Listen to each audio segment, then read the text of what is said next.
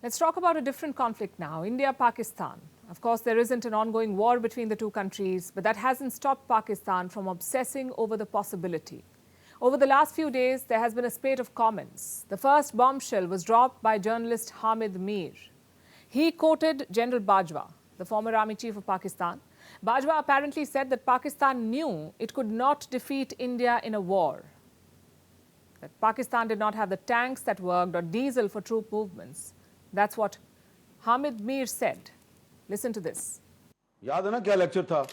Tank चलने के काबिल नहीं है, तो आप कह रहे हैं की मूवमेंट के लिए मेरे पास डीजल नहीं है। बेशक। ठीक है जी, इस तरह की बातें की थी ना। नॉर्मली ऐसा आर्मी चीफ के कोर्ट मार्शल होना चाहिए, और मुझे अब कहना पड़ेगा, मैं अंदर कमरे में कहती रही हूँ, बट मुझे कहना पड़ेगा कि इस तरह नहीं होता। 20-25 सहाफियों को सामने बिठा के आप उनको कह रहे हैं कि पाकिस्तान आर्मी लड़ने के काबिल। इसका मतलब आप दुनिया को बता रहे। Now, obviously, this went viral.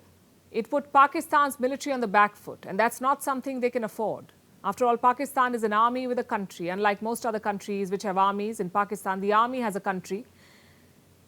And it's a country that the army runs. It also runs businesses. It controls governments. It siphons off billions from the economy, and it cannot afford to appear incompetent, especially in a potential conflict with India. So the army responded to the video. Listen to what Pakistan's military spokesperson, Major General Ahmad Sharif Chaudhry, had to say. और अगर जरूरत पड़ी तो we can take this battle into the enemy's territory. मैं यहाँ पर यह कहना भी ज़रूरी समझता हूँ कि अगर किसी मिसकैलकुलेशन या गलतफहमी की वजह से हिंदुस्तान कोई मुहिमजोई करने का सोचता है, इरादा करता है, तो अवामी हौसले और अवाम की सपोर्ट के साथ अफवाज पाकिस्तान उसको भरपूर जवाब देगी। Strong words, no doubt intended to reassure Pakistan's public, to tell them that billions in taxes are not going to waste and that their economic crisis is worth it. But then came another statement, this one from a diplomat, a retired diplomat, Abdul Basit. He was the High Commissioner of Pakistan to India between 2014 and 2017. Now he's a regular guest on Pakistani news channels. And here's what he said, Abdul Basit. Now, people in Pakistan are talking about another surgical strike or air strike by India. I do not think that now they will do the same because they're holding SCO meet and G20 presidency this year. I don't see any misadventures from India till the time they hold presidencies. But next year during elections, India may do this again. This may happen just before the elections in India. Well, why do Pakistanis fear an airstrike? Because last week there was a terrorist attack in India. In the Poonch district of Jammu and Kashmir, 5 Indian soldiers were killed. And now it seems Pakistanis are worried that India will retaliate, that India will carry out a Balakot-style strike. It happened in 2019. India conducted a bombing raid. It hit terrorist camps in Pakistani territory in a place called Balakot. This strike marked a dramatic shift in India's response to Pakistan-sponsored terrorism. And it appears that Pakistanis are now worried about a repeat. If you put all these comments together, one thing becomes amply clear. Pakistan is obsessed with the prospect of war with India. The two countries have fought 4 wars, 1947, 1965, 1971 and 1999, and each time Pakistan has lost. So tanks or no tanks, diesel or no diesel, the prospects for Pakistan look bleak. Their economy is crumbling, their political institutions are compromised, their proteges in the Taliban are now firing at them, their lenders in China are disenchanted, and yet what is it that makes it to the national discourse? Another war with India. If misplaced priorities were an Olympic sport, Pakistan would be the gold medalist. Our last story tonight is from space. Black holes have always intrigued humans. They're regions where the gravity is so strong that not even light can escape it. But astronomers have now come across an incredible image. It shows something called a jet being launched from a black hole. And this is not the kind of jet that you see flying in the skies, the kind we call airplanes. These are different.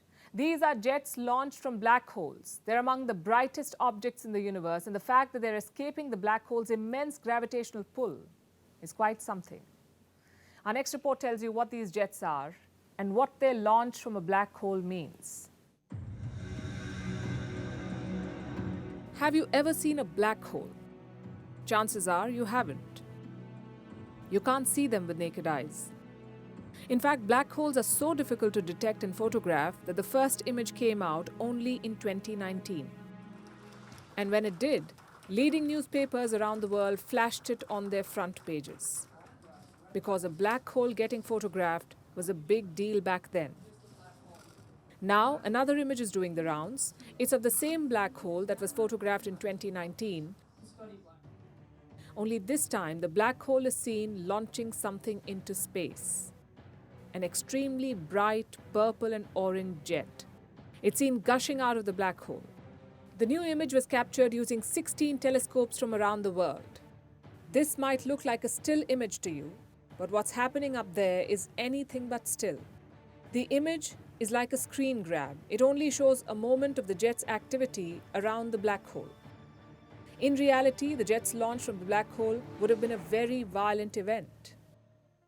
The black hole in question is a supermassive one, and it sits at the center of a nearby galaxy called Messier 87.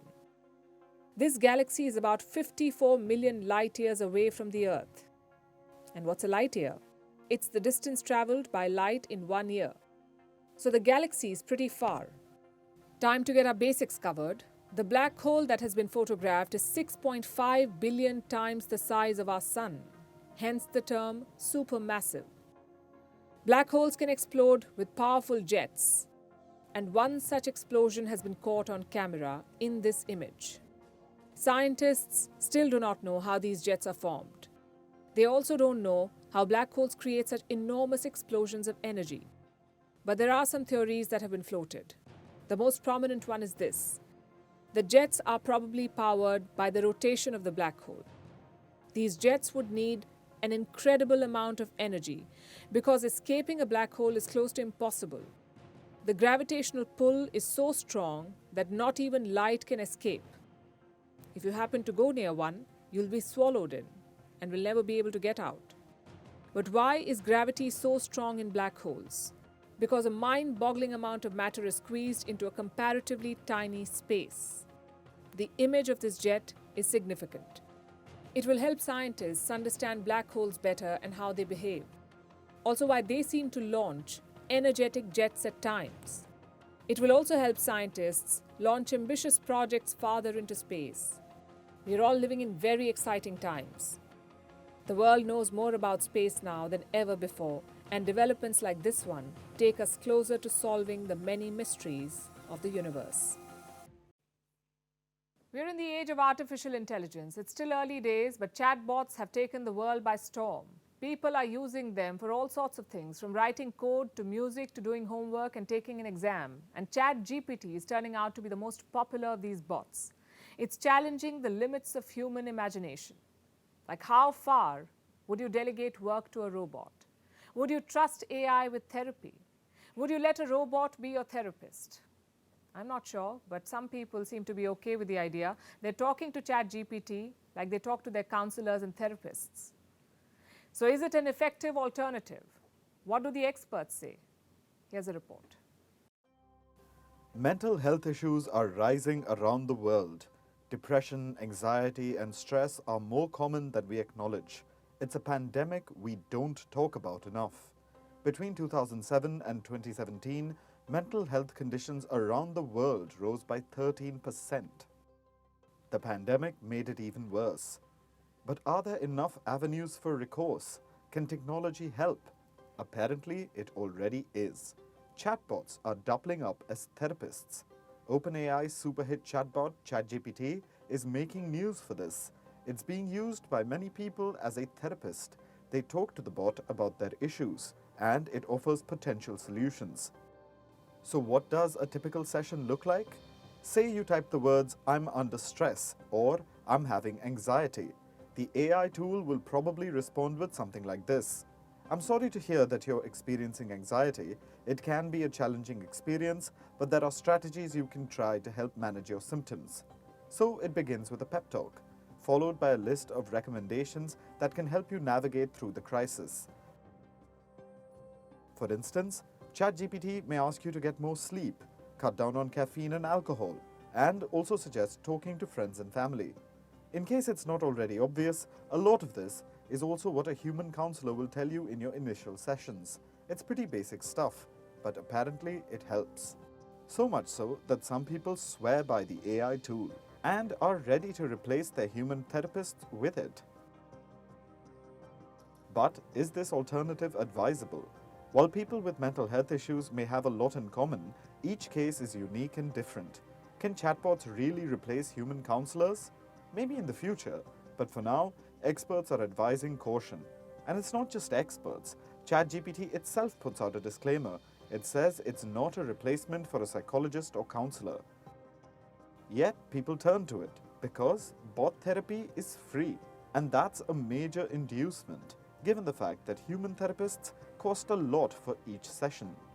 In India, for instance, a 1-hour therapy session can cost anywhere between 2 to 4,000 rupees, and that's still a very conservative figure. In the US, 1 hour of therapy can set you back by anywhere between $100 to $200. So bots save you money. But will they be of any real help? Psychologists and psychiatrists are urging a lot of caution. AI therapy did end in catastrophe for some people. Earlier this year, a man in Belgium died by suicide. He was encouraged by ChatGPT to do so. And in the US, a New York Times columnist was encouraged to leave his wife. Not by ChatGPT exactly, but by Microsoft Bing. So bots may be good to chat with if you're feeling low, but this is not therapy. Not yet, anyway. And now it's time for Vantage Shots, images that tell the story. We're starting with Taiwan. A Ukrainian dance group performed in Taipei to showcase Ukraine's culture. The world of artificial intelligence keeps getting more fascinating. The video of a young girl turning into an old woman is doing the rounds. It's been described as hauntingly beautiful. And an American skiing record holder is practicing to shatter her own record. And finally, what makes April the 27th significant?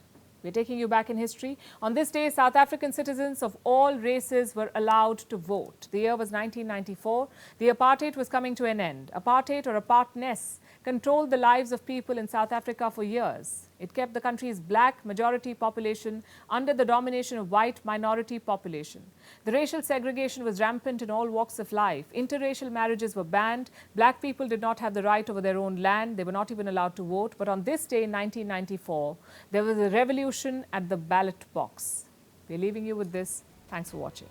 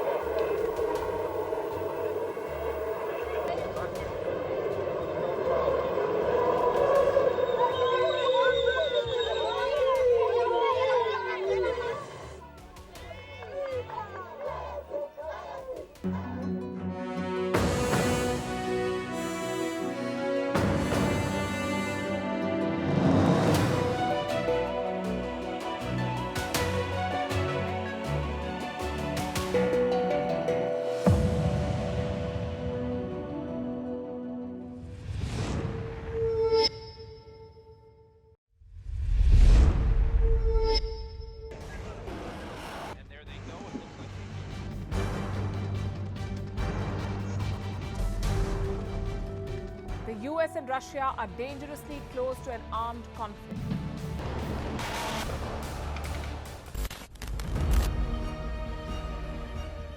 This year, 2023, New Delhi will be the capital of global diplomacy. For a country as diverse as ours, with 88% of the population illiterate, it was a very big deal to write a constitution, and that too, the world's largest. Meanwhile, if we may, here's a Republic Day gift from India for the BBC.